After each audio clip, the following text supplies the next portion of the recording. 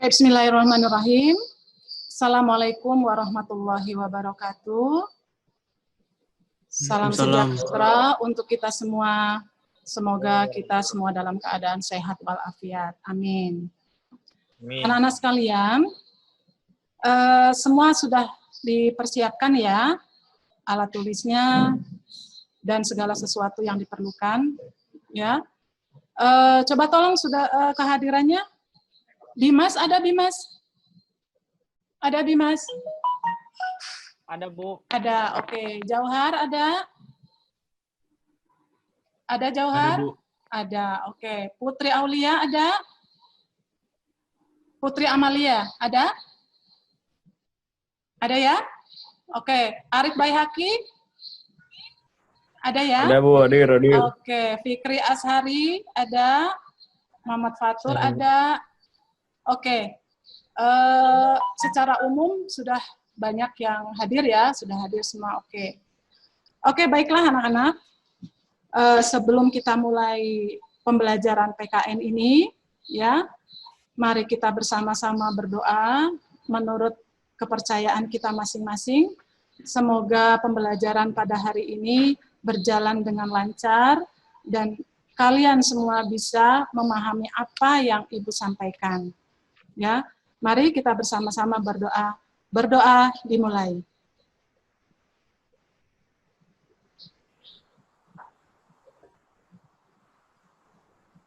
Selesai. Oke, anak-anak sekalian, pada pertemuan yang lalu kita sudah membahas tentang hak asasi manusia, ya. Nah, tentang hak asasi manusia ini tentunya akan sangat berkaitan dengan materi yang akan kita bahas sekarang ini, yaitu berkaitan dengan hukum, ya. Karena hukum itu kan pada dasarnya adalah untuk melindungi hak-hak warga negara. Oke, kalian sudah siap semua ya? Mari kita mulai saja pembahasan materi kali ini. Ya, silakan diperhatikan ya. Oke. Masuk ya untuk materinya.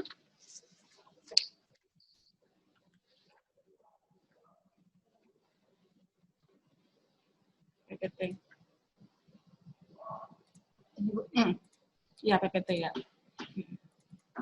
PPT dari awalnya.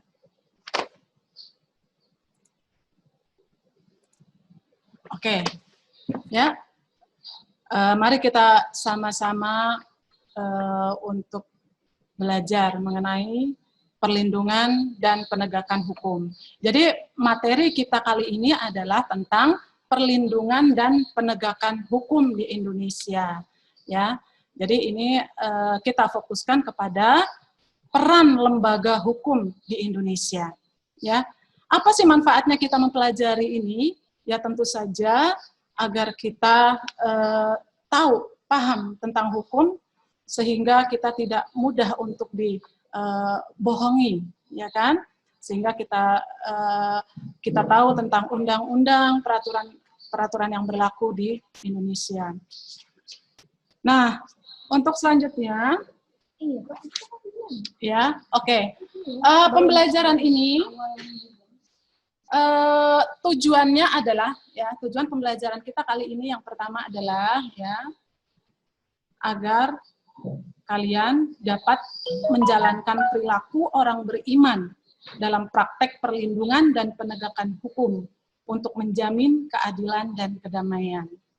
Kemudian juga agar kalian dan kita semua dapat berperilaku jujur dalam praktek perlindungan dan penegakan hukum di tengah masyarakat, ya. Itu adalah tujuan kita kali ini. Oke, sekarang kita lihat, amati dulu gambar ini. Nah, kira-kira menurut kalian ini gambar apa? Siapa yang mau menyampaikan? Ini gambar apa kira-kira, coba? Gambar polisi, Bu, polisi lagi. Narkoba, Bu. Oh iya.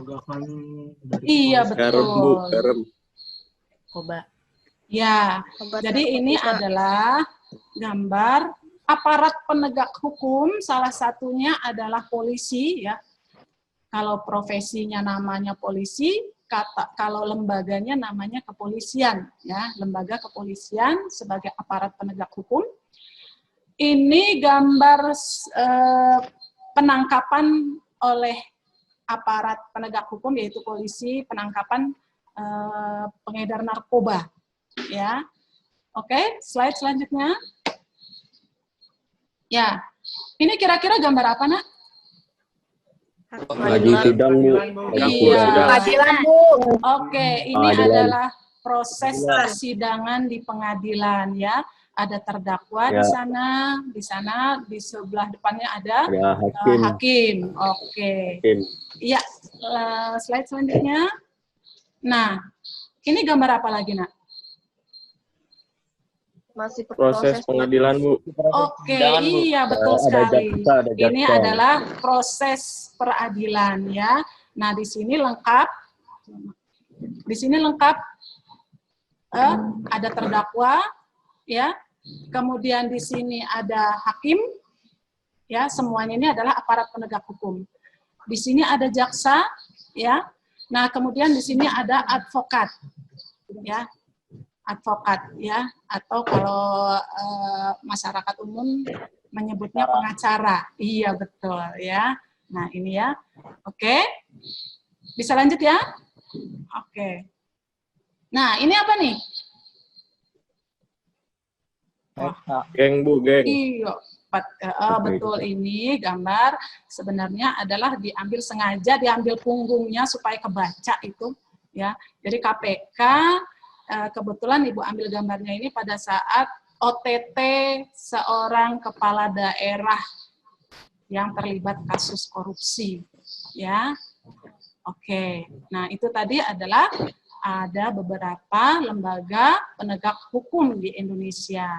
Apa saja tadi, Nak? Yang pertama? Apa tadi? Polisian. Terus? Jaksa. Terus? Hakim. Iya. Advokat dan KPK. Oke, pinter semua anak-anak Ibu. Nah, ini apa nih, gambar apa nih? Suap, Bu. Oh, suap. Pinter, suap ya. Ini ya gambar suap. Artinya bahwa ini adalah salah satu contoh pelanggaran hukum. Ya, ini kalau ketahuan KPK ini kena nih gitu kan ya. Oke. Ya. Oke, tadi kalian sudah bisa menebak gambar apa saja, lalu kita lanjutkan langsung kepada materi ya, Nak ya. Oke, tolong diperhatikan materinya.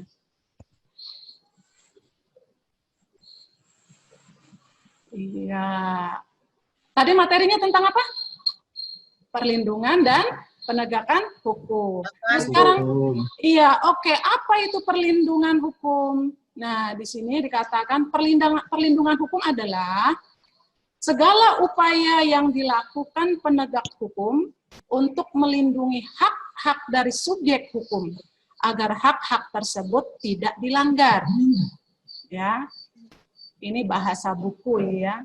Oke, atau segala upaya pemerintah menjamin adanya kepastian hukum untuk memberi perlindungan kepada warga negara agar hak-haknya tidak dilanggar.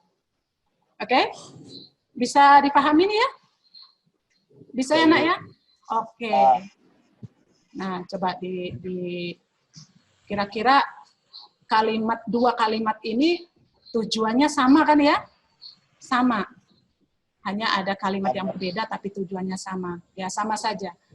Oke, lanjut. Iya.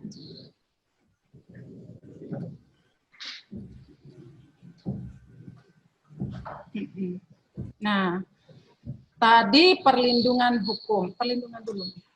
Masih perlindungan.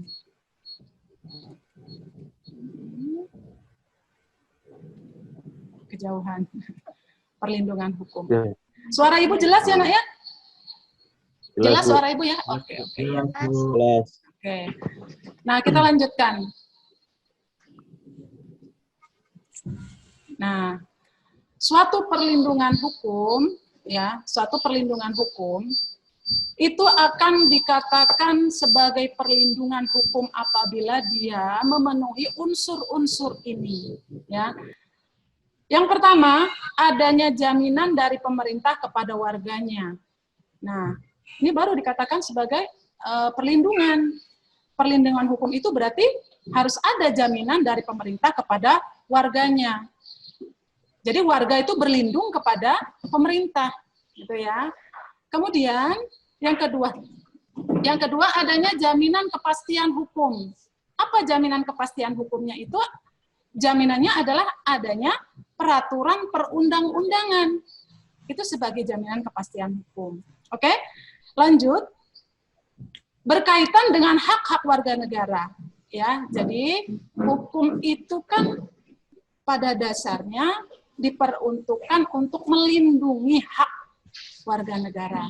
Jadi ini jelas perlindungan hukum itu harus berkaitan dengan hak warga negara, ya. Oke, yang keempat, adanya sanksi hukum bagi pihak yang melanggar. Nah, ini untuk menjamin kepastian hukum itu harus ada. Jadi barang siapa yang melanggar hukum, maka harus dikenakan sanksi.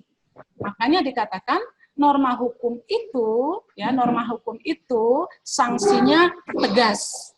Ya, sanksinya tegas ya. Karena nanti di sini sanksi hukum itu akan diterapkan melalui aparat penegak hukum. Ya, oke, lanjut. Kita lanjut ya. Oke. Nah, kalau tadi perlindungan hukum, sekarang kita lanjut kepada penegakan hukum. Apa itu penegakan hukum? Penegakan hukum adalah upaya memfungsikan norma hukum secara nyata sebagai pedoman perilaku dalam bermasyarakat dan bernegara. Ya, jadi norma hukum itu kan aturan, ya kan? Aturan-aturan hukum. Nah, kalau aturan hukum ini difungsikan, itu berarti penegakan hukum. Ya, jadi upaya memfungsikan aturan hukum secara nyata sebagai pedoman perilaku dalam bermasyarakat dan bernegara. Nah, itu adalah pengertian dari penegakan hukum. Bisa dipahami, Nak? Bisa? Oke. Bisa dilanjut ya? Bisa dilanjut ya? Oke, kita lanjut. Oke, kita lanjut. Nah, perlindungan dan penegakan hukum itu penting apa tidak sih? Penting apa tidak? Oh, sangat. Sangat penting ya. Jadi perlindungan dan penegakan hukum bagi suatu negara itu sangat penting. Mengapa demikian? Ya. Perlindungan dan penegakan hukum itu penting agar supaya pertama, tegaknya supremasi hukum. Jadi supremasi hukum itu berarti seluruh unsur negara ini semuanya mentaati hukum. Ya. Jadi kalau semua unsur negara mentaati aturan dalam suatu negara, berarti di situ tegaklah supremasi hukum. Ya. Oke, yang kedua, dengan tegaknya supremasi hukum, maka akan tegaklah keadilan. Ya, jadi keadilan. Tegaknya supremasi hukum, tegaknya keadilan, otomatis akan mewujudkan kedamaian di dalam masyarakat. Ya, jadi kalau masyarakat kita kok nggak damai, ya masih aja ribut, masih ada aja pelanggaran-pelanggaran. Kenapa? Karena supremasi hukumnya tidak ditegakkan. Jadi masyarakat, ada sebagian masyarakat yang tidak mentaati aturan. Ya, kalau kita tidak mentaati aturan, berarti kita tidak menegakkan supremasi hukum. Oke, paham ya? Paham, Nak? Iya. Bisa dilanjut? Oke. Bisa, Bu. Kita lanjut. Nah, ini dia, ya. Peran lembaga penegak hukum. Ya, peran lembaga penegak hukum. Yang pertama adalah kepolisian. Tadi disampaikan lembaganya adalah kepolisian. Kalau profesinya adalah polisi gitu ya, orangnya. Ya. Oke, apa saja peran lembaga kepolisian? Yang pertama adalah memelihara keamanan dan ketertiban masyarakat. Ya. Kemudian yang kedua adalah menegakkan hukum. Kemudian peran yang ketiga adalah memberikan perlindungan, pengayoman, dan pelayanan masyarakat. Nah, ini secara umum peran dari Lembaga Kepolisian Negara RI. Oke? Bisa dipahami? Ya, bisa kita lanjut ya? Bisa, Ya, Bu. oke. Kalau nanti mau ada pertanyaan, bisa nanti setelah selesai ini ya. Oke, kita lanjutkan lembaga penegakan hukum yang kedua, yaitu kejaksaan. Lembaganya namanya kejaksaan, profesinya jaksa, gitu ya. Oke, apa saja peran lembaga kejaksaan? Yang pertama adalah melakukan penuntutan. Makanya ada sebutan jaksa penuntut umum. Berarti penuntutan dalam satu persidangan itu dilakukan oleh jaksa, ya. Jadi peran jaksa yang pertama adalah melakukan penuntutan. Nah, kemudian yang kedua adalah melaksanakan penetapan hakim dan putusan pengadilan. Ya, jadi kalau dalam sidang pengadilan, kemudian sudah ada keputusan hakim, nah nanti yang melaksanakan penetapan hakim ini adalah jaksa. Oke, lanjut. Yang ketiga adalah melakukan pengawasan terhadap pelaksanaan putusan pidana. Nah, jadi kalau ada putusan pidana, seseorang diputuskan misalkan berapa tahun penjara, nah ini akan dilakukan pengawasan. Nah, pengawasannya ini adalah dilakukan oleh kejaksaan. Ya. Oke, yang keempat, melakukan penyidikan terhadap tindak pidana tertentu. Penyidikan. Nah, ini penyidikan, kalian kadang-kadang kita agak-agak rancu ya, apa itu penyidikan, apa itu penyelidikan ya kan. Kalau langkah awal yang pertama dilakukan penyelidikan, baru dilanjutkan dengan langkah berikutnya adalah penyidikan. Nah, penyidikan ini nanti, penyidikan tetap oleh kepolisian, lalu kemudian diserahkan kepada kejaksaan.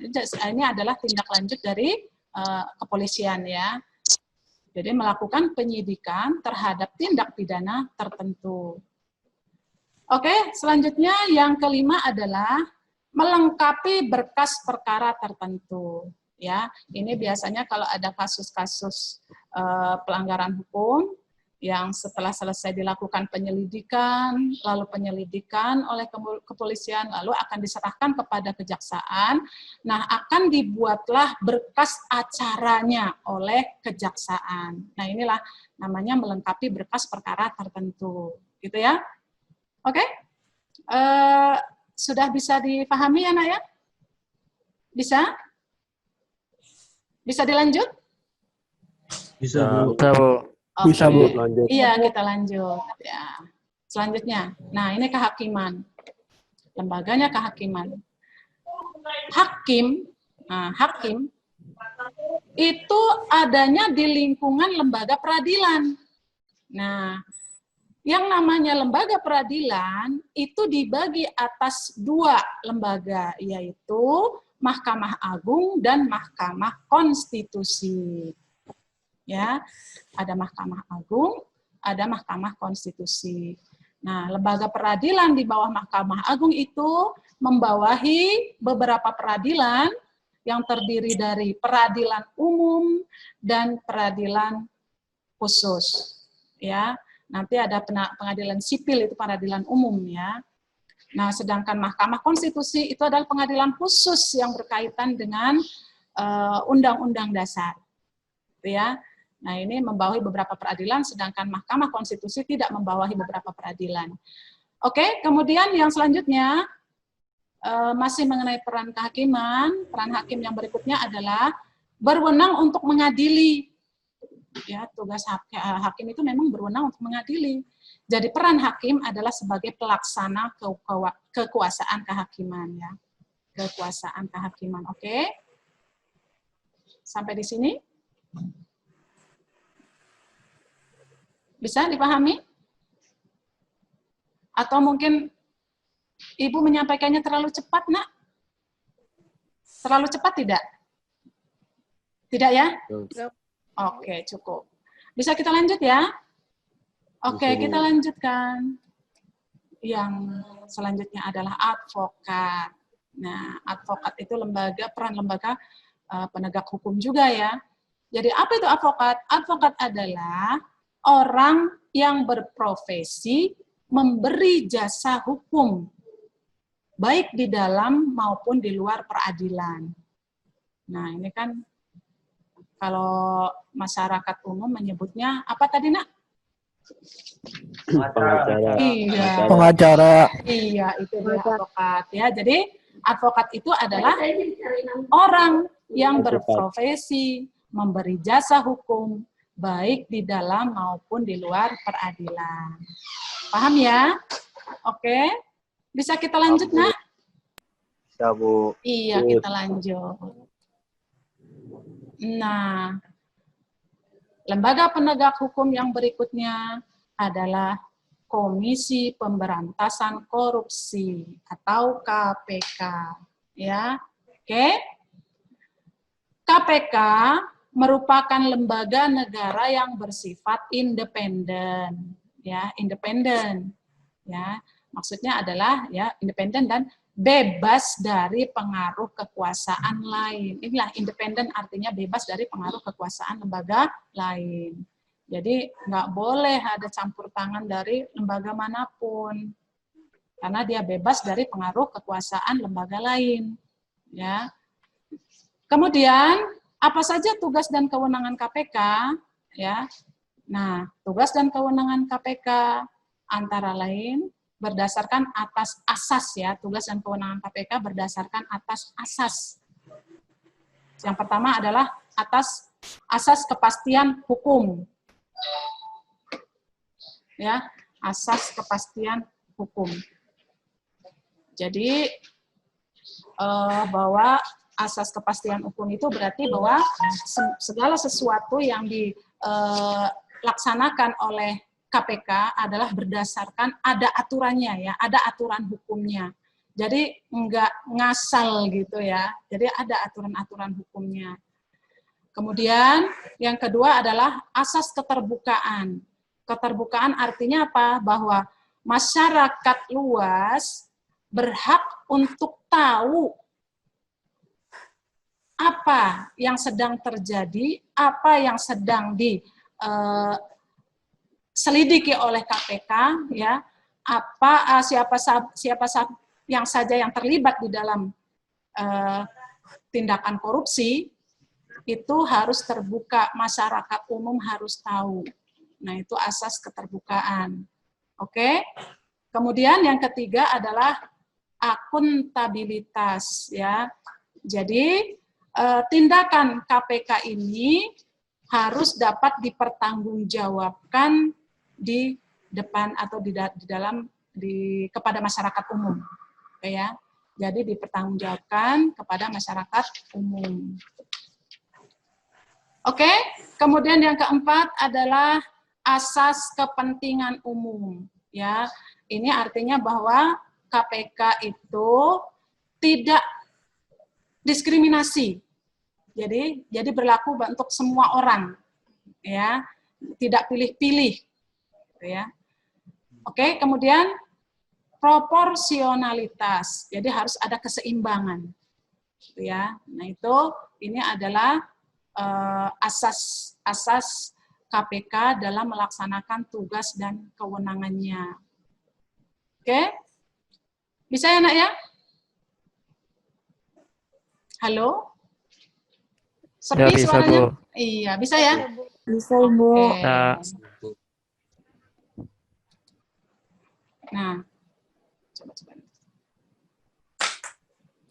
Oke, dari apa yang tadi ditayangkan, apakah ada yang ingin bertanya? Silakan anak yang mau bertanya.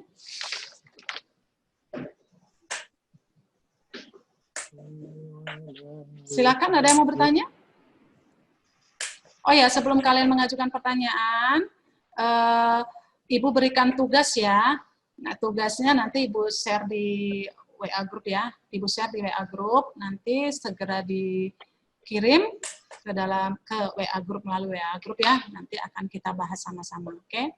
Oke? Ada yang mau bertanya? Silakan.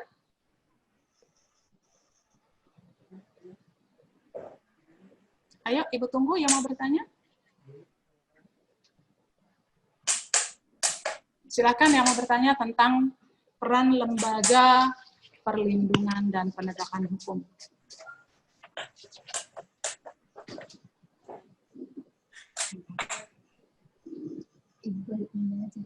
Oke.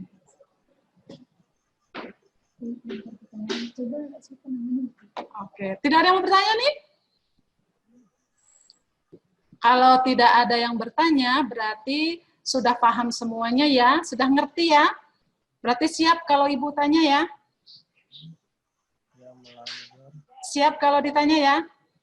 Oke, coba.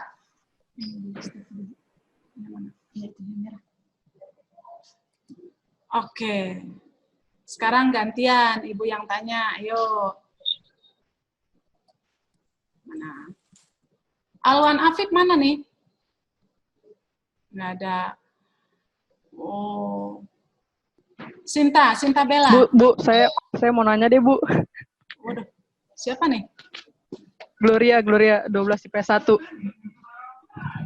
Gloria 12 IPS 1. Oke, silakan.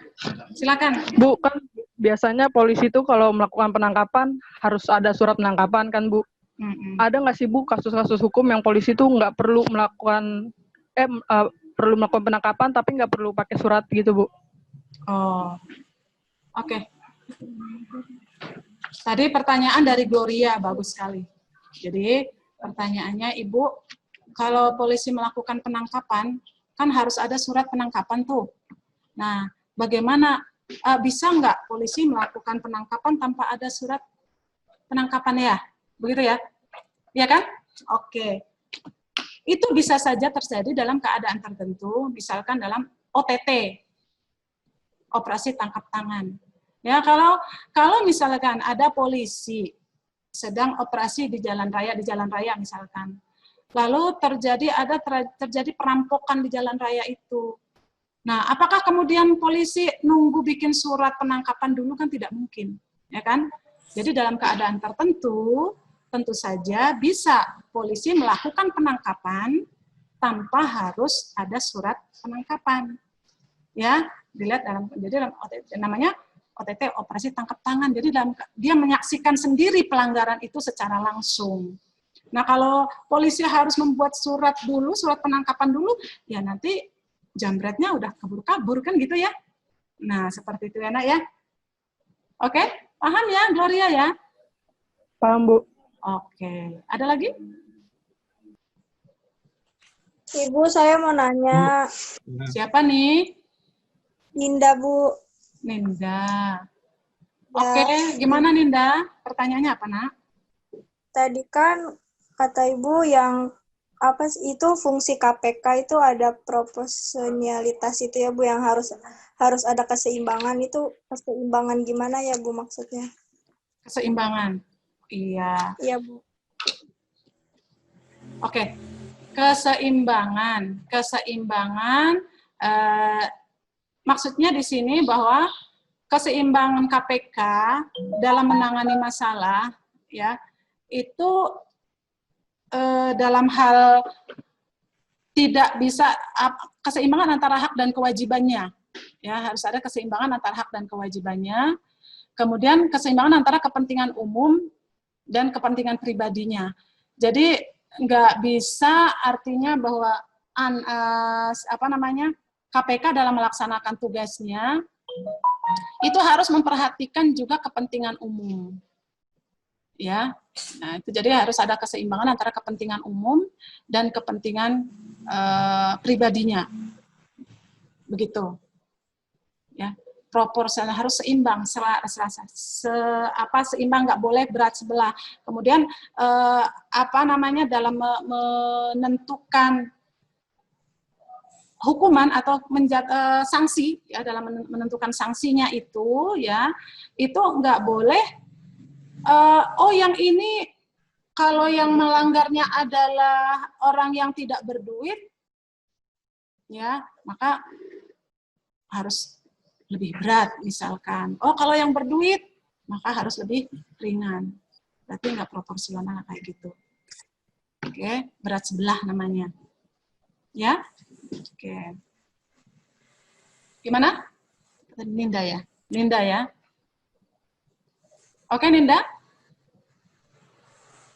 Ya, Bu. Udah, Bu. Makasih ya, Bu. Oke, ada lagi? Ibu, saya mau nanya. Siapa nih? Angel Anastasia, Angel, ya, Angel. mengapa terkadang dalam proses peradilan itu yang mendambakan keadilan sering tidak mendapatkannya, tetapi malahan sering dikalahkan oleh pemberi keadilan tersebut? Pemberi keadilan, maksudnya? Kayak hakimnya gitu loh, Bu. Coba ulangi, Nak. Coba ulangi, Nak, pertanyaannya. Mengapa terkadang dalam proses peradilan itu yang mendambakan keadilan sering tidak mendapatkannya, tetapi malahan yang sering dikalahkan oleh pemberi keadilan tersebut? Gitu. Kak, kalimatnya panjang banget. Gini, mungkin Kak, bisa Ibu simpulkan aja ya pertanyaanmu ya. Kenapa kadang-kadang hakim dalam memutuskan perkara itu kok tidak sesuai dengan, gitu kan ya, tidak sesuai dengan rasa keadilan gitu ya. Gitu ya kira-kira ya? Ya? Halo? Iya, Ibu, maksudnya begitu. Iya, maksudnya begitu ya. Nah, gini, Nak ya. Kalau kita tanya, apakah hakim itu memihak tidak? Coba, hakim itu memihak tidak? Ibu tanya balik nih. Hakim itu mestinya memihak tidak? Ya, Bu, netral. Iya. Netral. Oh, netral. Netral ya? Enggak juga. Memihak kalau dibayar, Hakim itu harus memihak. Tetapi memihak kepada yang benar. Benar. Benar dan salah itu kan relatif. Ya. Kadang-kadang orang bersengketa semua merasa benar. Gitu kan? Nah, hakim dalam memutuskan perkara juga tidak bisa asal. Jadi tidak bisa semena-mena. Ya, harus melalui proses penyelidikan oleh kepolisian, penyidikan. Nah, dari hasil penyelidikan dan penyidikan ada bukti dan saksi, ya. Nah, dari bukti dan saksi itulah baru diputuskan. Nah, biasanya di sini orang merasa oh dia nggak adil. Ya kata siapa? Kata yang bersangkutan. Kalau kita subjektif memang seperti itu. Tetapi hakim kan harus objektif. Nah, ini kan nanti ada prosesnya, misalkan gini, dalam sidang di pengadilan, ya, pengadilan pertama, pengadilan tingkat pertama itu ada di pengadilan negeri kan ya. Proses persidangan di pengadilan negeri. Nah, setelah ada putusan hakim di pengadilan negeri, nah, nanti pihak-pihak, baik itu pihak yang tergugat maupun yang menggugat, ya, kalau ada salah satu pihak merasa tidak puas atas keputusan hakim, nah itu boleh mengajukan banding namanya. Kalau merasa, oh saya nggak adil nih, masa saya hanya mencuri ini sampai sekian tahun penjara, misalkan dia merasa tidak adil, nah silahkan boleh mengajukan banding. Nah bandingnya berarti ke tingkat atasannya, yaitu ke pengadilan tinggi, gitu ya, boleh mengajukan banding. Apakah setelah nanti di pengadilan tinggi sudah pasti sanksinya akan berkurang, sanksi hukumnya akan berkurang? Belum tentu. Kalau ternyata di proses di pengadilan nanti ternyata buktinya lebih menguatkan, bisa jadi yang tadinya 2 tahun menjadi 3 tahun penjara. Tetapi kalau ada hal-hal yang meringankan berdasarkan bukti-bukti yang ada, nah bisa jadi bebas, gitu ya. Jadi kalau misalkan ada yang merasa, oh ini kayaknya nggak adil nih hakim nih, nah gitu, bisa jadi, ya kan? Oke, bagaimana Angel? Oke, Ibu, terima kasih. Iya, sama-sama. Oke, waktunya masih ada? Masih? Masih banyak? menit lagi. Berapa? 10. Oke, saya kira untuk pertanyaan-pertanyaan cukup ya nak ya. Nanti kita akan lanjutkan untuk kita ini ibu punya video. Video ini bukan ibu yang bikin ya. Nah ini ibu ambil dari YouTube, tapi ini bisa dijadikan sebagai rujukan contoh ya. Contoh mengenai kasus pelanggaran hukum ya, silakan kalian bisa amati ya. Gimana? Nih, mana sih ini? Tadi itu Nggak bisa. nggak bisa. File aslinya ada di mana? Di sini. Bisa tadi kan bisa tadi. Nggak mau dia. Bu. Bisa? Oh nggak bisa ya? Ibu nyobanya di mana tadi? Di laptop ya. Di laptop. Pas dipindahin nggak bisa ke sini. Oh nggak bisa dipindah, harus ke laptop. Langsung dari YouTube aja, Bu. Di laptop ada. Ini ada contoh pelanggaran hukum. Jadi bagaimana polisi melakukan tindakan apabila terjadi pelanggaran hukum di jalan raya. Perlindungan dan penegakan hukum.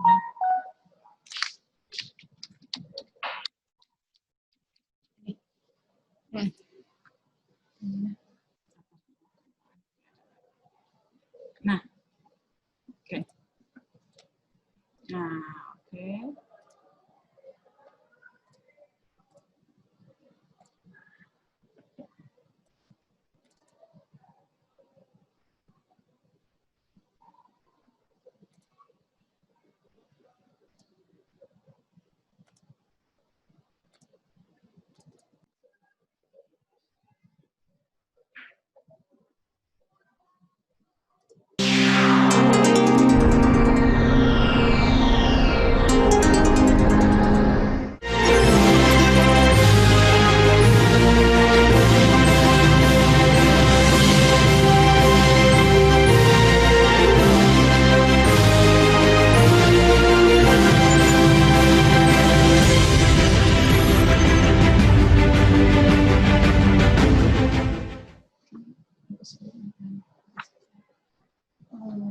Ini tugas kan?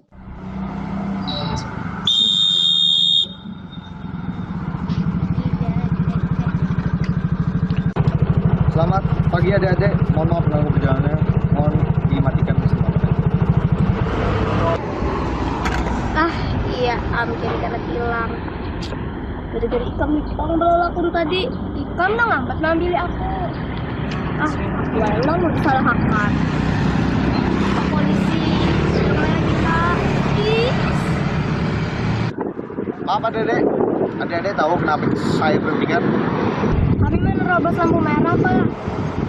Ya, itu yang pertama. Selanjutnya, apa lagi? Kalau dulu kada pakai helm, Pak. Nyamannya menyalahkan aku. Ika mah ambil helmku. Bapaknya Pak ada di rumah kan membawa helm, jadi memakai helm ulun. Inggih, Pak. Malam tadi rumah kami kabungkaran. Helm ulun haja ditekan maling. Jakapang helm haja.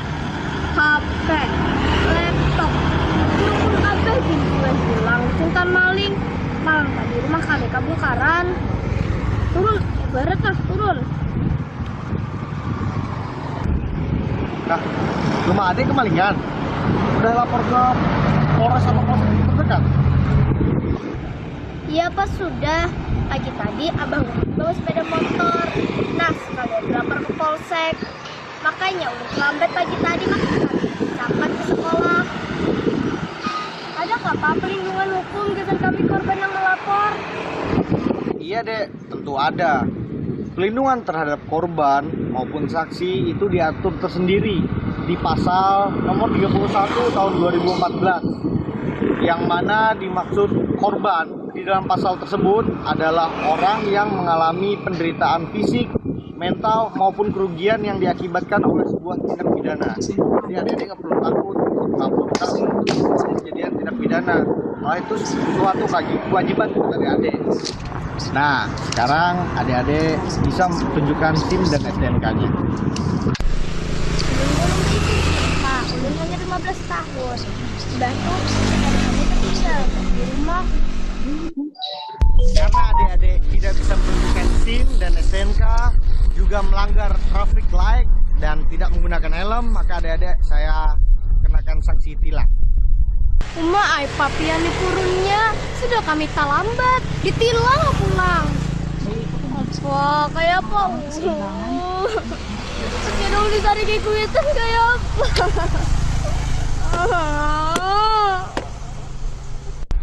Nah, ini pelajaran buat adik-adik agar senantiasa mematuhi peraturan lalu lintas. Yang pertama, sebelum berkendara adik-adik harus melengkapi surat-surat meliputi SIM, STNK itu wajib dibawa. Lalu menggunakan helm yang SNI dan juga jangan melanggar traffic light. Itu demi keselamatan adik-adik sendiri, juga demi kelancaran berlalu lintas. Ada pasalnya Pak. Iya tentu ada. Nah, saya jelaskan. Yang pertama, adik-adik tidak mempunyai SIM. Itu ada di pasal 281. Lalu adik-adik nggak bisa menunjukkan STNK yang ada di pasal 288 ayat 1. Selanjutnya adik-adik penumpang tidak menggunakan helm. Ada di pasal 291 ayat 2. Lalu adik-adik juga menerobos traffic light yang ada di pasal 287 ayat 1. Yang semuanya tertera di Undang-Undang Lalu Lintas Nomor 22 tahun 2009 tentang lalu lintas dan angkutan jalan. Ini Pak, kami paham. Ngomong-ngomong Pak, kami ini kayak petulak sekolah.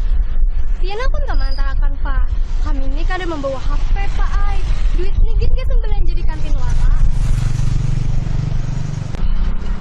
Hah? Waduh, bisa minta antar saya? Nah, dari adegan yang sudah kita lihat dalam video tadi, maka kita dapat mengevaluasi bagaimana peran aparat penegak hukum, dalam hal ini Kepolisian Republik Indonesia, dalam upaya perlindungan dan penegakan hukum di negara kita Indonesia.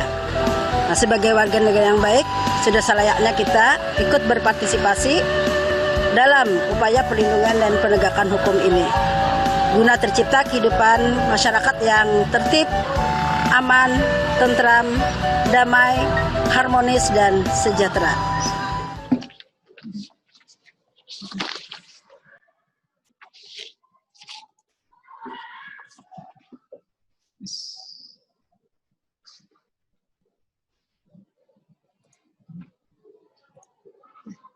Oke, itu tadi ya video, cuplikan video yang Ibu unduh dari Ibu ambil dari YouTube ya Nak ya. Itu sebagai contoh salah satu peran pihak kepolisian dalam melaksanakan tugasnya ya.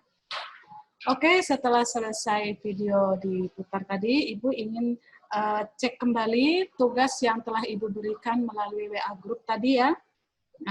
Nah ini tadi sudah Ibu cek di jawaban-jawaban kalian melalui WA Group. Ternyata jawabannya kalian sudah bagus ya, sudah ada yang tepat ya, udah banyak yang tepat, udah bagus ya jawabannya. Memang itu mengenai peran yang Ibu tanyakan adalah peran lembaga penegak hukum tadi ya, peran kepolisian, kejaksaan, dan kehakiman. Jawabannya sudah bagus, sudah tepat ya. Ya, secara umum sudah cukup ya. Nah, kalaupun toh ada hanya 1-2 orang, nggak apa-apa, masih bisa kalian pelajari lagi sehingga bisa kalian pahami semuanya ya. Cukup? Oke, saya kira untuk pembelajaran kali ini cukup ya, waktunya sudah cukup ya. Nanti kita bisa ketemu lagi dalam pembelajaran berikutnya. Semoga kita semua dalam keadaan sehat. Selalu perhatikan pesan Ibu, 3M ya. ya selama pandemi ini. Oke. Yang masih belum tepat jawabannya nggak usah kecil hati tadi ya. Oke. Untuk pembelajaran kali ini Ibu cukupkan sampai di sini. Sampai ketemu lagi di pembelajaran berikutnya. Akhir kata, wassalamualaikum warahmatullahi wabarakatuh. Terima kasih Bu. Ya, sama-sama. Ya, sebentar jangan dimatikan videonya dulu ya, mau difoto dulu ya. Mau difoto dulu ya, Nak ya. Ayo tampilkan wajahmu semua, tampilkan wajahnya semuanya. Ya, tidak ada yang sembunyi. Ayo kita mau difoto dulu.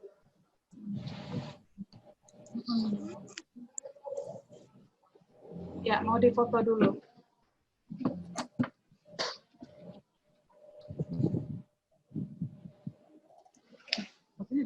Dari sini aja. Oh ya, oke. Ibu bilang dalam hitungan ketiga.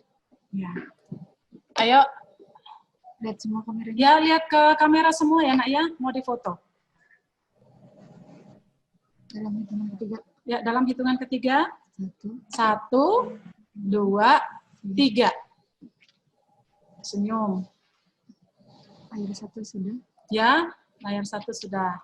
Kemudian layar halaman yang kedua, tadi halaman pertama sudah. Oke, halaman kedua. Mana? Ya. Halaman pertama sudah, oke. Kemudian halaman kedua. Ya, yang halaman kedua, ayo silakan tampakkan semuanya wajahnya, Nak. Ayo, Nak, tampakkan semua wajahnya. Udah hitungan ketiga. Ya, 1, 2, 3, senyum. Iya. Tahan ya. Oke. Ya, terus halaman berikutnya. Halaman yang ketiga. Oke, halaman yang ketiga. Ayo, semua aktifkan videonya. Ayo, aktifkan videonya ya. Senyum ya.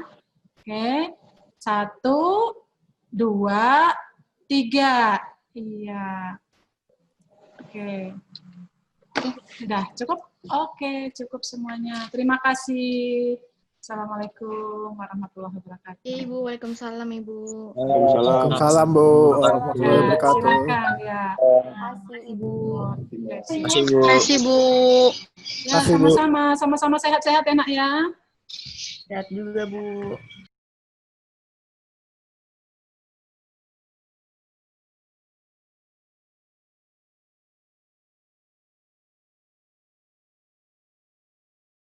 Baiklah, terima kasih kepada Ibu Siti Resmiati yang telah melaksanakan KBM untuk kelas 12 dengan materi pelajaran pelindungan dan penegakan hukum dalam masyarakat untuk menjamin keadilan dan kedamaian.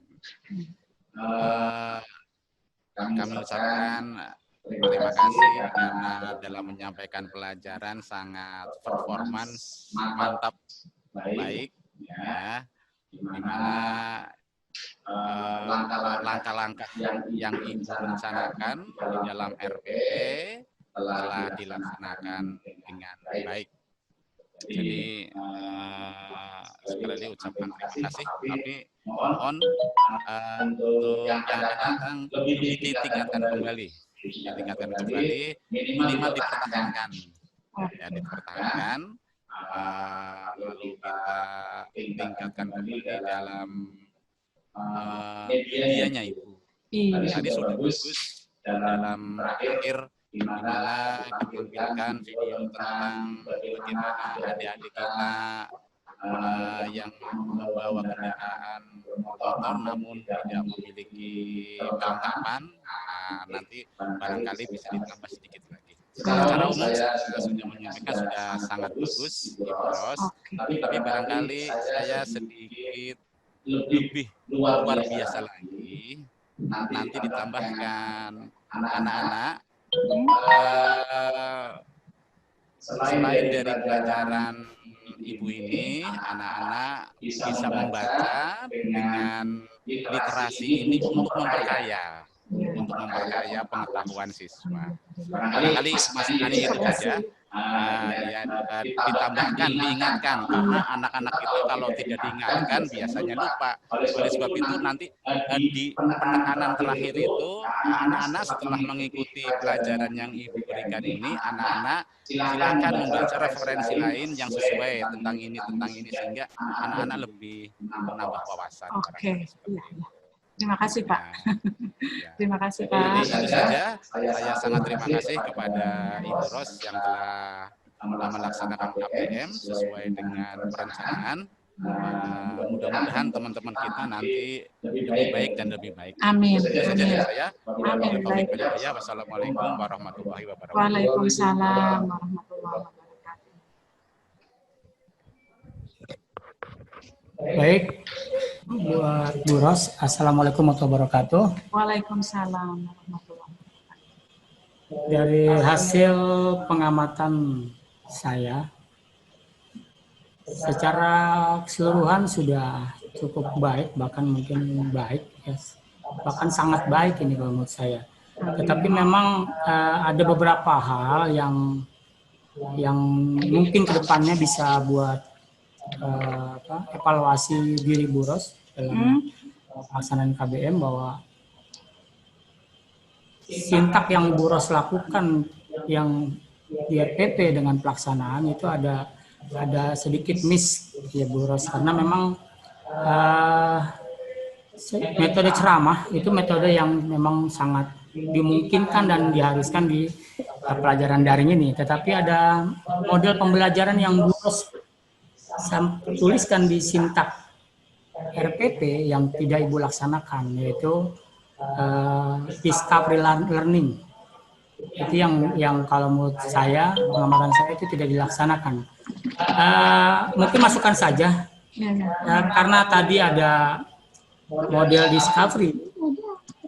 Saran saja, mungkin video yang tadi disampaikan Bu Ros ditayangkan, itu kalau bisa di awal Bu Ros, karena justru dengan ditampilkan video di awal tadi, anak dituntut untuk mencari tahu, gitu, ya kan? Jadi kalau menurut saya tadi model discovery-nya tidak dilaksanakan, gitu. Harusnya kalau saran saya sih di awal. Jadi kalau di awal anak lebih banyak berpikir kritisnya, banyak dia akan cari tahu, dia mencoba cari tahu, bahkan mungkin dia sudah memulai membuat coretan-coretan, mengidentifikasi. Seperti itu. Ya, jadi kalau secara keseluruhan udah cukup oke lah. Bu Ros kemampuan menguasai materi luar biasa. Udah di luar kepala itu. Ya, penyampaian Bu Ros sudah pas dengan bahasa-bahasa yang pas semuanya. Hanya memang ada beberapa penyampaian hasil tadi anak pada saat ini disuruh melihat lagi materi, misalkan coba silakan di link YouTube, silakan dilihat lagi, gitu. Atau kan sudah ada di WA group, sampaikan saja Bu Ros. Jadi kalau Ibu di RPP ini sudah disampaikan, di sini ada modanya kan semua WAG Bu ya, WhatsApp grup kebanyakan, disampaikan saja, gitu. Dan di akhir itu minimal kalau Bu Ros sampaikan, itu berarti Bu Ros sudah melaksanakan apa yang diinginkan dari pembelajaran ini, gitu kan. Termasuk karena di awal ada doa, Bu Ros di akhir ada doa, masukan buat di akhir pembelajaran. Kan di awal tadi ada doa ya, tapi di akhir tidak ada doa. Jadi itu masukan saja. Terus siswa tidak diberikan kesempatan untuk merefleksi diri sama Bu Ros. Harusnya tadi udah dikasih tugas, ya diberikan kesempatan pada siswa untuk merefleksi apa yang sudah disampaikan sama Bu Ros, seperti itu. Mungkin itu aja. Jadi secara umum Bu Ros luar biasa, memang nilainya kalau menurut saya amat baik ini karena memang hanya beberapa aja, ya, termasuk model media pembelajarannya luar biasa. Bu Ros menguasai betul ya dengan PowerPoint tadi ya, itu media pembelajaran PowerPoint Bu Ros sudah menguasai. Intinya secara keseluruhan dari saya memberikan penilaian yang amat baik. Dan tolong ditingkatkan, saran masukan dari saya tadi, dari kami mungkin nanti para supervisor itu ya dijalankan, karena memang cuman sedikit saja yang miss dari tadi ini Bu Ros. Terima kasih dari saya. Assalamualaikum warahmatullahi wabarakatuh. Waalaikumsalam warahmatullahi wabarakatuh. Terima kasih Pak Nawawi. Oh iya, udah Pak. Selamat siang Bu Ros. Selamat siang, Ibu. Ya, dari pengamatan saya tadi cukup baik ya, sangat baik malah ya. Jadi memang apa yang sudah disebutkan oleh Pak Sadam, Pak Nawawi, sebenarnya penyampaian materi sangat baik ya. Hanya saja saya memberi masukan, kritikan ya, hanya masukan aja. Maaf Ibu, suaranya ini Ibu putus-putus kecil. Putus-putus Ibu, maaf. Oh iya.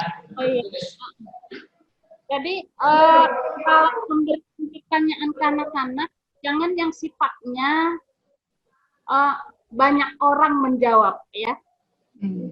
Jadi tunjuk satu orang anak, ya, ditunjuk aja satu orang anak yang hendak menjawab gitu.